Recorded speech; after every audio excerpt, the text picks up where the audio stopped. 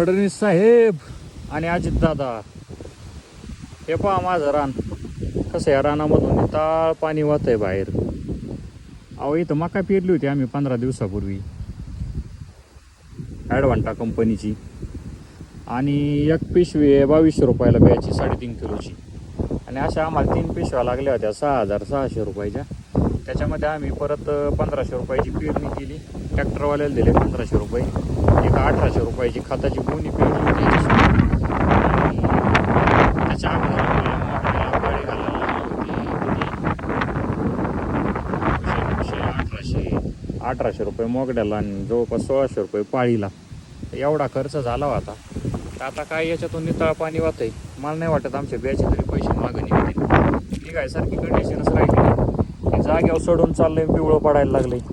आता काय खावं आम्ही, आणि तुम्ही देता आम्हाला 85 रुपये गुंठ्याने नुकसानग्रस्ताचे पैसे. किती होते तो तुमचे 1 एकरात? हां, हेक्टरी देता 8000 रुपये. जरा मनाला वाटू द्या ना काही. 8000 काय होतंय आमचं? हे नितळ पाणी झालंय आमच्या वावरात, नदी नाही. आता काय करावं? हे बघा, हे असे रानं वाहिलेत, बांधाची बांध फुटून गेलेत. तरी पण तुम्हाला आता जागा आहे ना म्हणल्यावर काय तुम्ही हांता उंटावून शेळ्या. काय आलं याच्यात? इथं तर उगलं पण नाही. हां, घ्या या वाफ्यात काही दिसतंय का? उगलंच नाही.